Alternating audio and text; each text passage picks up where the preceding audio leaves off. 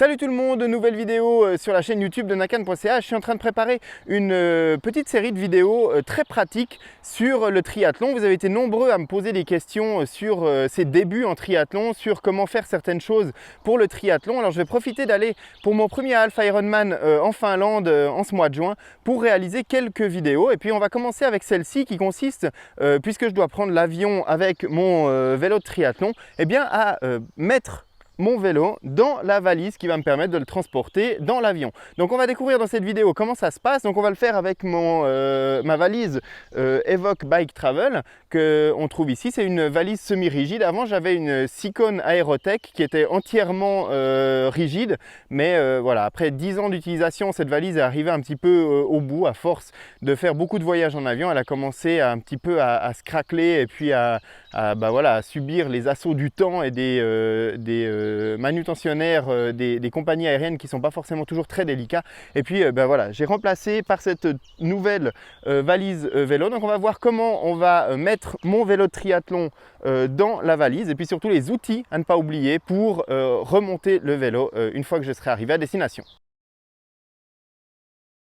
À propos d'outils que je vais non seulement emmener avec moi, mais que j'aurai besoin pour démonter et remonter le vélo, c'est un mètre. Alors ça va tout simplement me permettre de mesurer la hauteur de selle de mon vélo. Ensuite, si nécessaire, une clé à pédale. En l'occurrence, moi, une clé Allen suffit pour démonter les KO que j'ai sur mon vélo. Mais s'il le faut, n'oubliez pas la clé à pédale. Et puis ensuite, un set de clés Allen, normalement, devrait suffire pour réaliser toutes les opérations de démontage et de remontage.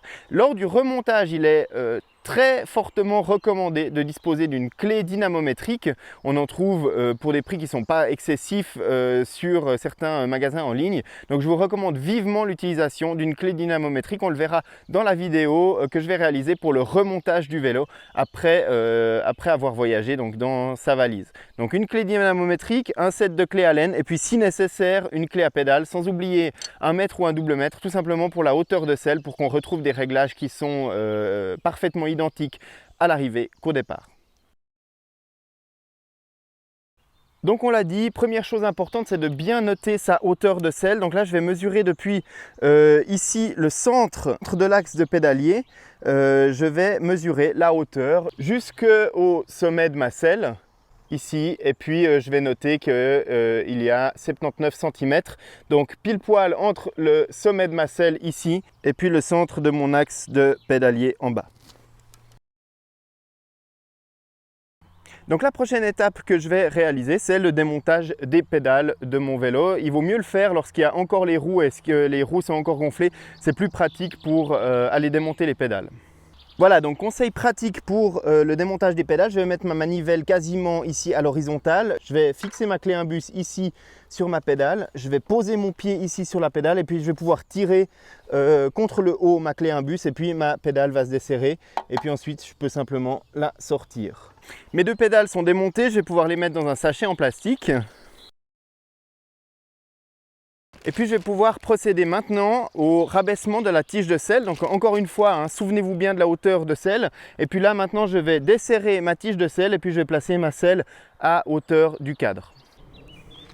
Voilà, sur mon vélo, on voit qu'ici, il y a une petite pièce métallique qui vient entre le cadre et la tige de selle. Donc, je vais devoir desserrer ici pour pouvoir baisser ma tige de selle. Simplement, cette pièce métallique, ensuite, elle va être libérée. Donc, lorsque j'aurai baissé ma tige de selle, il sera important soit de resserrer ici cette pièce pour ne pas que je la perde, ou alors tout simplement la retirer du vélo pour la stocker ailleurs et en sécurité dans pourquoi pas un sachet plastique. Voilà, étape suivante, je vais démonter le guidon, c'est-à-dire que mon guidon de triathlète ne va pas passer comme ça dans ma valise. Donc ce qui va se passer, c'est que je vais enlever la partie avant de ma potence là, qui fixe le guidon, et puis je vais placer le guidon ici, le long du cadre, pour pouvoir le stocker dans la valise. À l'intérieur de la valise Evoque, on trouve cette protection qui va venir se fixer sur le cadre pour pouvoir protéger le cadre des éventuelles vibrations et frottements qu'il pourrait y avoir avec le guidon. On va voir comment on met ça en place. Donc pour commencer sur mon vélo, je vais retirer les 4 vis qui sont ici et puis ça va me permettre d'enlever cette partie métallique et puis le guidon va tout simplement se retrouver libéré du cadre. Donc après il s'agit simplement de mettre les 4 vis et puis la partie métallique frontale ici du support de la potence dans un sachet en plastique pour ne pas les perdre. Voilà, j'ai enlevé mon guidon, enfin maintenant mon guidon est désolidarisé de la partie de la direction ici. Je vais retirer la roue avant pour pouvoir mettre ma protection ici sur la partie avant de mon vélo pour pouvoir ensuite fixer le guidon dessus. Voilà, ensuite j'ai appliqué la protection donc autour de la partie avant et puis grâce aux 2 scratchs qu'on trouve ici, j'ai accroché mon guidon. On voit que pour un vélo de triathlon comme celui-là, ici, le guidon va toucher quand même la partie en carbone du cadre. Donc avant de fermer ma valise de retour chez moi, je vais quand même mettre encore une protection en plus là autour, ainsi que sur la fourche ici où le prolongateur risque aussi de toucher mon vélo. Voilà, donc mon guidon est en place, ma roue avant a été enlevée, maintenant je vais retirer la roue arrière. Donc pour retirer la roue arrière, le petit conseil c'est de mettre petit plateau devant et puis ensuite de mettre une vitesse à peu près au milieu de la cassette, pas trop près du bas parce que des fois c'est difficile à remettre ensuite, puis pas trop sur les pignons du haut parce que sinon ça tend un petit peu excessivement la chaîne et puis c'est plus difficile à manipuler ensuite. Donc je vais mettre ma chaîne au milieu de la cassette et puis je vais pouvoir retirer ma roue arrière.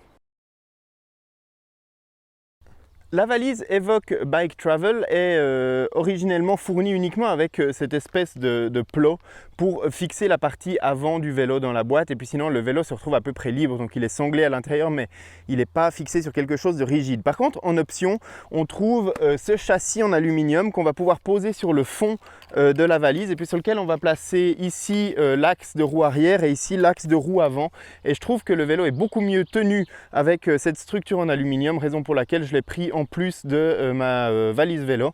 Donc c'est là-dessus que je vais le monter à l'instant. Donc la première étape, j'ai démonté les 2 serrages rapides de mes roues et puis je vais les placer sur mon cadre en aluminium.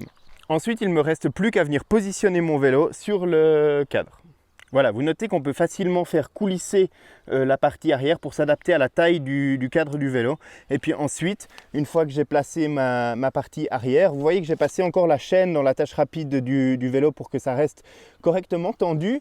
Et puis à l'avant, eh bien, j'ai tout simplement fixé ma fourche directement dans le support. Il me reste donc plus qu'à tendre et fermer correctement mes 2 axes de roue avant et de roue arrière sur le cadre pour être sûr que mon vélo ne bouge plus. Voilà, une fois que le vélo a été mis sur le cadre métallique, il ne me reste plus qu'à le glisser à l'intérieur de la valise. Et puis, on n'oubliera pas de correctement serrer le cadre avec les sangles qui sont au pied de la valise. Parce que si pour nous, au moment où on le met dans la boîte, le haut et le bas, ça semble très logique, les manutentionnaires de bagages des compagnies aériennes, ils mettent les bagages à peu près comme ils peuvent à l'intérieur de l'avion et on peut très bien se retrouver avec une valise vélo qui se retrouve complètement dans l'autre sens, donc mieux vaut que le tout soit le plus attaché possible à l'intérieur. Si on veut utiliser l'espace libre qui reste à l'intérieur de la valise pour y placer des affaires comme par exemple des chaussures de vélo ou alors son casque ou alors encore les outils qu'on a utilisés pour le montage ou le démontage, on pourra le faire. Il faudra simplement s'assurer de vraiment bien fixer ces éléments pour pas qu'ils bougent à l'intérieur de la valise. Et puis moi je vais encore m'assurer ici que je vais bien protéger la partie guidon pour qu'elle ne touche vraiment pas cette partie carbone ici, et puis ensuite mon vélo sera prêt pour voyager.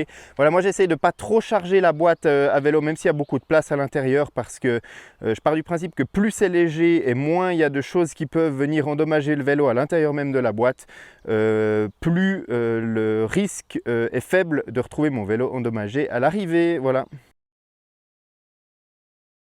Voilà, il ne reste plus que les roues. Donc les roues, on va simplement les glisser dans les logements des 2 côtés de la valise qui sont prévus à cet effet. N'oubliez pas de vérifier qu'ils sont entièrement vidés de leur air avant de les glisser dedans, puisque dans l'avion, à cause de l'absence de pressurisation dans la soute à bagages, ce serait dommage de retrouver à l'arrivée des boyaux ou des pneus qui sont éclatés à cause de la surpression. Et puis je vais procéder de la même manière pour la roue avant.